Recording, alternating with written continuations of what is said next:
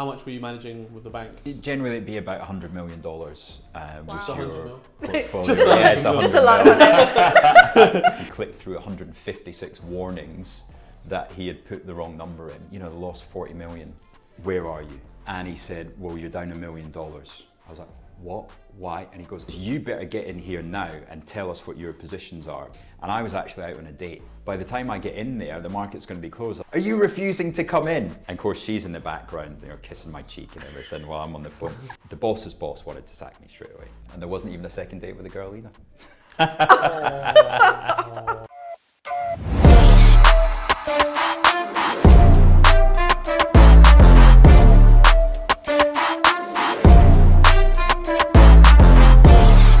Hey guys, and welcome back to part 2 of our chat with Rich. We've already heard some crazy stories, but I think we still have some more stories to get through. So we're going to jump straight back into it.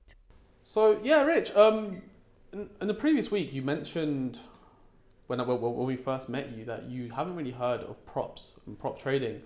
And then of course you went on to mentioning how you could literally manage a portfolio with £50 a month. And it's very interesting because now going back to the prop space and what the whole prop industry has built, it's like with, for example, only £10-20, you can manage like a $2,000, $2,500 portfolio with such a low amount of money. I mean, would you ever see yourself getting into the prop space or managing a certain amount of capital within the prop space? So it's interesting. It's a new concept to us, right? But these things all tie into leverage, and I was very lucky in that I was trading with the bank's money, and I guess that's what you guys are talking about in that you're going into the market every day, and it's not your own personal money at risk, which is always a win. Mm-hmm. But you get the upside as well. So when I was trading at the hedge fund, then my payout was 10%. When I was trading at the bank, then it was 12%. But when you're talking about returns of 50 to 80%, then that certainly sounds interesting. Yeah.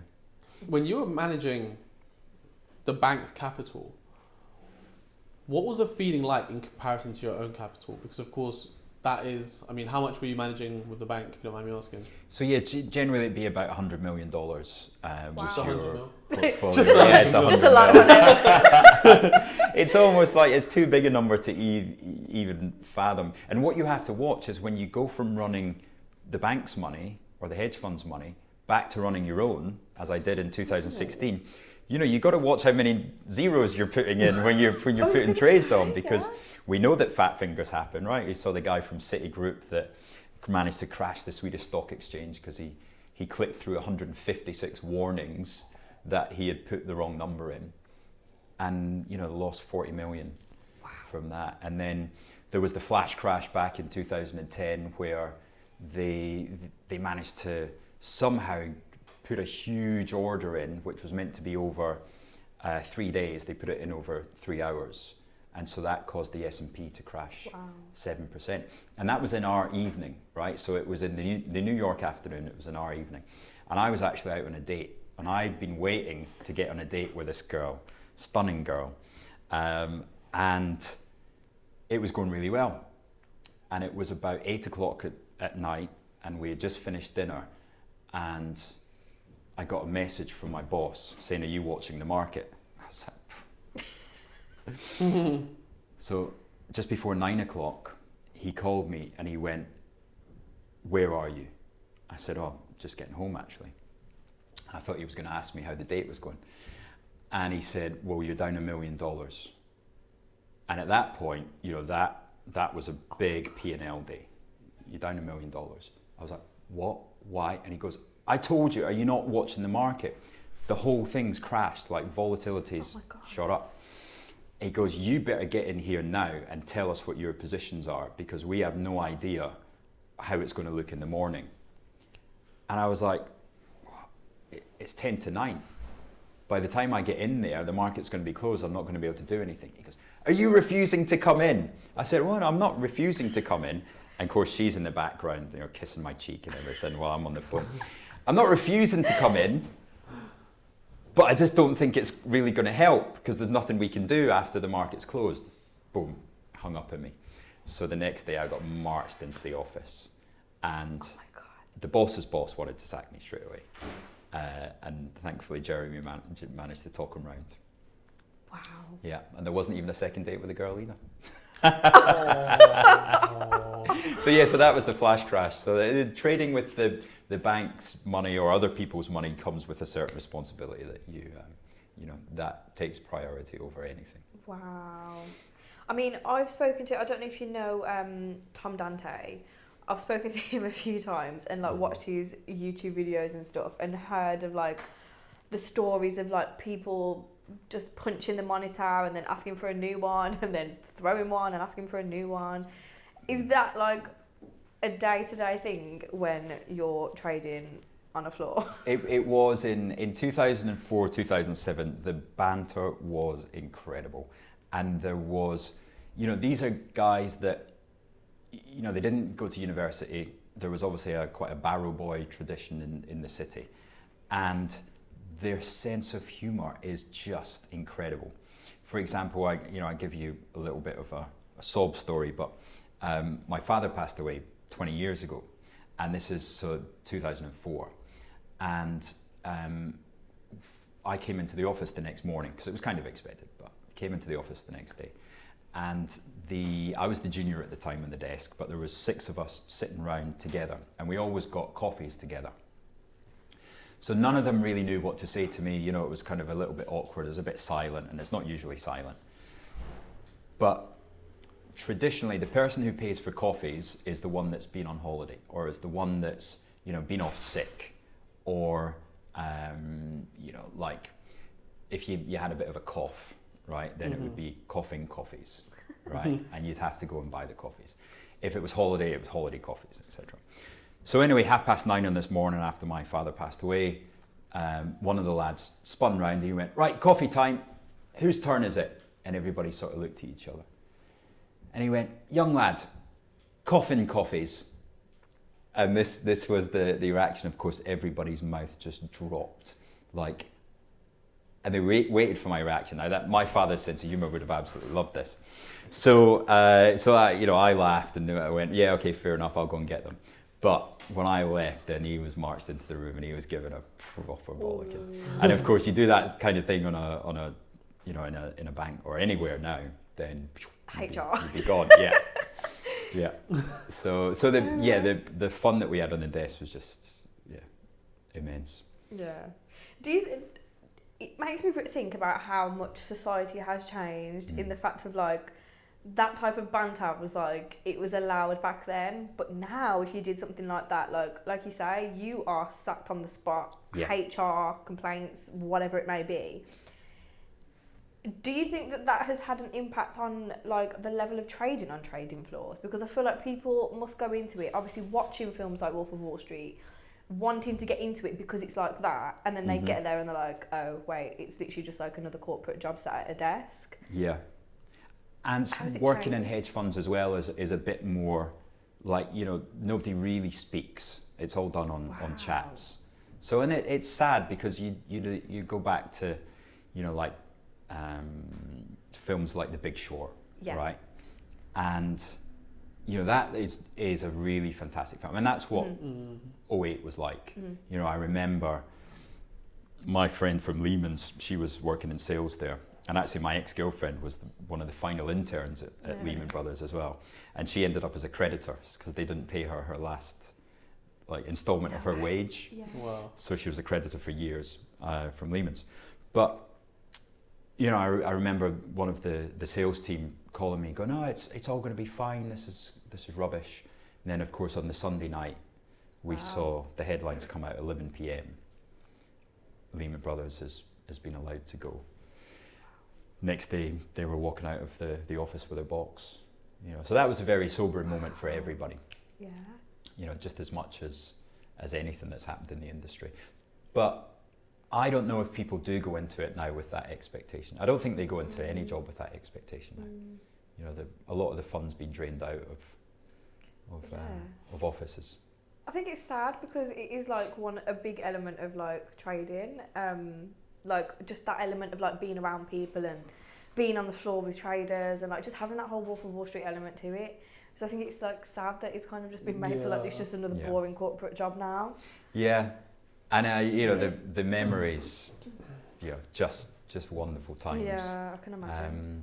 But there's, I think maybe in retail trading we can create something. Maybe, you know, we'll open a trading floor that everybody can come in and, you know, smash some desks. Yeah, smash some screens out the window. But yeah, there's a great clip on, I think it's on YouTube, of a phone call between a market maker who's pretty posh, you know, he grew up in southwest London clearly, and then a real, you know, East End lad. And it's on the stock, I think it's Taylor Woodrow. And that really takes you back to some of the conversations that you would hear. And it's along the lines of, if you're telling me that I can't fucking buy 50,000 Taylor Woodrow off you at one of the fucking top banks, then we're gonna have words. I'm gonna come down there. And it's like, Google it, you know, it's really, you know, trader argument over Taylor Woodrow. I think that was the stock. Then, you know, that was exactly it back in the day. That is so cool. Yeah. When the Lehman crash happened, I heard that as people were walking out with like their boxes of like, I don't know, their pens and whatever, there were other investment banks having their recruiters just stand outside their offices just handing out cards. Was that the case? Was it like... Well, what was in that final weekend, Barclays tried to rescue Lehman's. So they were all in a room in America trying to work out who was going to buy who. And it turned out, you know, Bank of America had to rescue Merrill Lynch, which none of us realized. I had a position in, it was a basket of Saudi Arabian stocks. Wow. And your counterparty, because they constructed the basket for you, my counterparty was Lehman's. And we just didn't expect any of this to happen. And I sold it because, you know, it looked like risk-wise, you know, it wasn't the right thing to have. So sold it and it managed to clear and we got the money back from Lehman's just, you know, maybe 36 hours before it went under. Otherwise I would have been in, you know, serious trouble again. But so Barclays were trying to buy them, Nomura were trying to buy them. But I think the British government kind of warned them off and just said, look, this is too dangerous. Right. So instead they just hired all the staff as soon as Lehman's went under. Yeah. So Barclays got a huge deal out of it. They must have. I mean, their buyout would have been free as well. So. Yeah, exactly. Wow. Yeah. So we mentioned earlier as well, whilst we were speaking, you have an experience of the Flash Boys book? Yeah, I heard you mention it in the podcast with David, actually. We did, yeah. So that time period was like 2011 to 2013. And they were just starting to get into this high frequency trading, but nobody knew about it. It was sort of secret hidden desks. And there was one at Credit Suisse. And so I knew nothing about it. I was down in Johannesburg. Now, our systems were set up that I would trade in Joburg. The order would get routed to London and it would go London back to Johannesburg Stock Exchange. And then you'd buy the stock. So multiple times I was going to double click as you did on your screens, right? Double clicking the mouse to buy stock. And the thing was disappearing. So I was trying to buy stock that was there, but it was like it was a ghost stock. And I buy it, and next thing the price would jump. And it happened time and time again. And I was shouting at my office manager saying, what is going on here? And it turns out this was my own bank was having my eyes out, because as soon as I pressed the button on the way to London, they would come in, they'd send an order down to Joburg, steal the stock, and then wait for mine to come in afterwards. Then when the stock went up, they would sell it. And that was, so Credit Suisse ended up getting, you know, charged, I think it was $1 billion fine in the end, because they were part of this Flash Boys. Crazy, thing. That Flash Boys thing was wild. Wow. Yeah, but they were doing it to their own member of staff, you know, our own office. So is that considered insider trading? No. Okay. It was providing liquidity. Okay. Yeah. Wow. And it's still high frequency trading, still. I was going to say, liquidity. it's like the red flag of all prop firm traders. If there's a HFT, then you are banned. Yeah. Yeah, that's mad. So when the book came out, then obviously that was very eye-opening. Yeah, that book was so interesting. It was the first ever book I read when I first joined the whole like investment banking space as a recruiter. Right. And like my boss made me read it at the time, and I read it and I was like, wow, this is the shit that happens. Oh yeah. Well, another great one is, so I was in the same position. So 1997, 98, I really got into stocks, and Nick Leeson had just taken down Barings Bank. So that was one of the first ever banks that was taken down. He put on Rogue Trades. Mm-hmm. And so there's a book called Rogue Trader. And people ask me, right, what do you read? What do you watch? Margin Call, The Big Short, Wolf of Wall Street. The original Wall Street is obviously great as well as a movie. But as a book, Rogue Trader just describes the whole Nikkei's futures exchange from Singapore and Japan.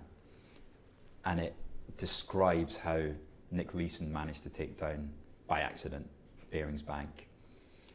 But these things keep on coming up, and Kweku Abadole took down UBS for 2 billion. Just these huge losses that happen. Crazy. Yeah. And us prop firm traders are crying over a 1% loss. That's on your a own. simulated account. Yeah, the simulated account. Now that's an interesting one. Yeah. Yeah, because I mean, all prop trading, it is simulated funds. Obviously, once you pay for a challenge, whatever you paid for the challenge is the only capital at risk of yours. Yeah. Realistically, you can do what you want once you've got the, because it is simulated funds. And so how's your performance then? Tell us. I mean, this year I haven't really been focusing on trading, so I've had 2 payouts from these guys, but I've had so many other things going on. So I'm actually starting my own TikTok series this week. Nice. Because I blew my recent account with them. So I'm basically doing like just showcasing TikTok on me passing the account and obviously getting a payout from it. So yeah, getting back into it. Well, that's a good question. So from you guys' point of view, for somebody with experience in the actual industry, what would be interesting to you? What's interesting for you guys to hear about on the likes of TikTok or whatever media it is? I think it is. I think the missing element is exactly what you do. It's like the breaking down of the fundamentals, because we all know technicals. There's 20 million different ways to analyse a chart, but people don't take the time, and I'm included in myself. Like I'll include myself in this. I will hold my hands up. We don't take the time to learn the fundamentals, and like we've already discussed, it is like a very gate-kept piece of information that people just don't talk about and people don't break down. So I think just having those elements of like breaking down what the hell Jerome Powell just said, that is exactly what we need. And I think from you as well, David as well, I know he's doing that as well with Think. That is literally the missing element of what prop traders need. And so David's point was that these fundamentals, since 2010, they haven't mattered, right? Because there's so much liquidity in the system that it just keeps on markets going higher and higher and higher. And David essentially runs a long fund. Now, him and I have some really good debates. It's like bull versus bear kind of thing. So David's a perma bull, and he's been right because the market's at all-time highs. And I'm a lot more cautious because I've been in that scenario of 07, 08, 09. Yeah. But I think fundamentals are everything. I think, valuation on stocks, so PE ratios. I think that, real interest rates when it comes to foreign exchange, that kind of thing. So, yes, those things don't matter until they really do. Yeah, and that is the thing, because I think people will get so stuck on technicals, and then some type of economic news will come out that completely shifts the market, and then we're like, well, what the fuck do we do now? And like you say, it's not until it actually happens that we're like, okay, maybe we should look into this a little bit. Well, and unfortunately by that point you've probably been stopped out and probably or the account blown or whatever. I mean, I was warning on my TikTok, I was warning about the Japanese rate increase from the Wednesday, right? And then it was a concoction of things because you got the weak macro data on the Friday. So it was like, whoa. And Dave and I were having lunch at the time when the macro data came out. Yeah. In fact, that was just before he came in here. I was going to say, we were here. I remember, we were upstairs, That's right, yeah. So it's a really interesting, for me, coming into this world that I didn't know exist with retail and prop and you know, the feedback that you get, it's just incredible. They, you know, people are so interested, like we discussed last week. You know, people are so interested in investing, trading. Yeah. Do you know what it is? It's like what I've seen as well from running our business, for example. I've seen a lot of people who come into the space as a new trader. They think that on a technical side, when they see someone who's got so many tools on a chart that they've just stuck on, oh my god, this person is the smartest geezer ever. Like, the more lines, the better. Yeah, like he knows what he's doing. Yeah. Whereas like they don't consider the macro side, and I've always been like, macros are the most important thing ever, and without your at macros, least to be aware of. Like if you're trading technicals and there's a central bank decision coming out at 7 p.m, then those technicals mean shit. It is. If that announcement is the wrong announcement, then you're wiped. And then the person doing the technical analysis expert says, oh yeah, now that we've gone through there, you know, then the next level's down here, and you're like, well, I've been stopped out already. So. So at least if you, like, always when there's a big data point coming out, central bank decision, whatever it is, you should reduce your risk, and you should be particularly aware of you know, those big things, non-farm payrolls, whatever it is. Yeah, I was going to say, do you trade like around those times? Like if you have a trade open, will you leave it, or will you open a trade like anticipating a certain move? Yeah, well no, I'll wait and hear the announcement. Okay. And then go big. Okay. Because that's I think that is something that people at home need to hear. So prop firms now have a rule. It's like a 4-minute rule. So you can't open a trade 2 minutes before news, and you can't close a trade 2 minutes after news. Wow. Because people just gamble. If there's NFP coming out, CPI, the FOMC meeting minutes, people will just gamble on whatever way they think the market is going to go. But now you've just said you wait for after the announcement before you look at placing a trade. People need to understand that that is how you're supposed to do it. Absolutely. So for the CPI, for example, so I do TikTok live as well on the big announcements. Okay. And the CPI came out, and 21 seconds after the CPI came out, I was telling everybody to buy the Russell 2000, right? Because we just knew that was guaranteed cuts in interest rates then. So, you know, you had that move, and then over the next 2 days, there was a 8% difference. NASDAQ down, Russell 2000 up. And it didn't last, but you don't care because you make that trade. In and out, yeah. Wow. I think that is really cool, and I think for those at home watching, your TikTok, I feel like needs to be there, like Rich first. macro trades. Plug it. I think even for me, I'm gonna come and have a little explore. That's a huge compliment. Yeah, definitely. You just got to be careful to pick the right one, because there's also 23 spam accounts that pop in. So painful. Yeah, I've got the same on Twitter. Yeah. So no, even though you verified, no one cares. People still get scammed. Yeah. So talk of like socials, do you see yourself growing bigger and bigger on socials, whereby like you want to become an influencer of the markets? Or are you just doing it for fun? Because, I mean, not everyone wants to be like an influencer or something like that. Sure, yeah. Well, ideally what the point I would get to would be getting financial literacy into schools, colleges and universities, right? So people know the dangers of a credit card. They know about mortgages. They know about compound interest. I mean, I did a podcast for a show, Secret Life of Dads, which is people that just had babies, right? And it's like, open a junior ISA. And not many people know about this. If you put 125 quid into a junior ISA each month, right, £125, on their 18th birthday, you've got £77,000. Wow. You imagine just saying to your kids, you never need to take a student loan. Wow. We got you covered, That's you know, amazing. for 100 quid a month. So, you know, teaching people things like that. And then, of course, investing in stocks as well. That's what I'd like to get to. So if that's via social media, brilliant.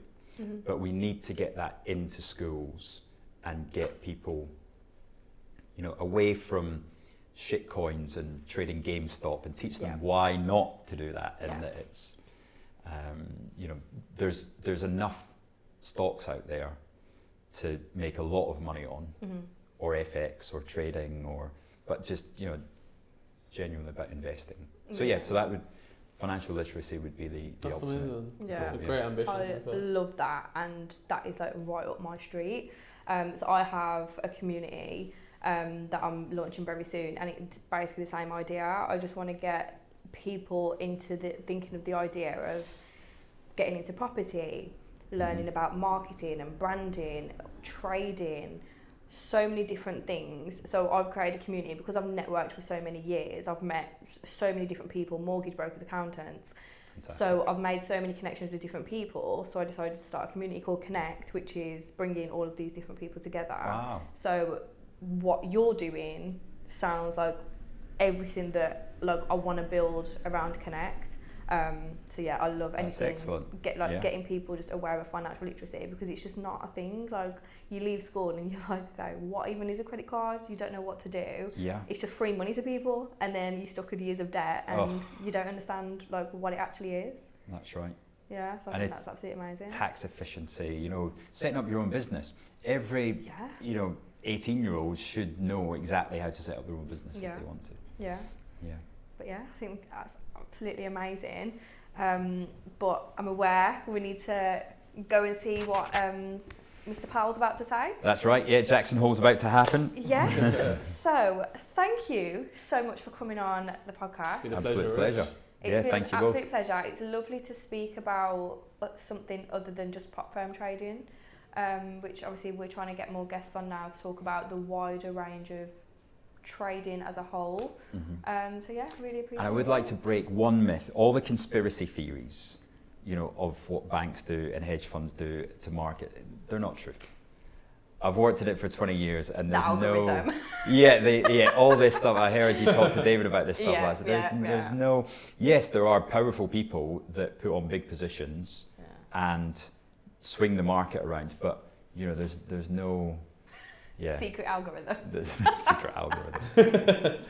There we go, guys. The myth has been busted. But no, thank you so much for coming on. It's been a pleasure. Yeah. So guys, thank you so much for watching, and make sure you come back next week for another episode of Trader Talk.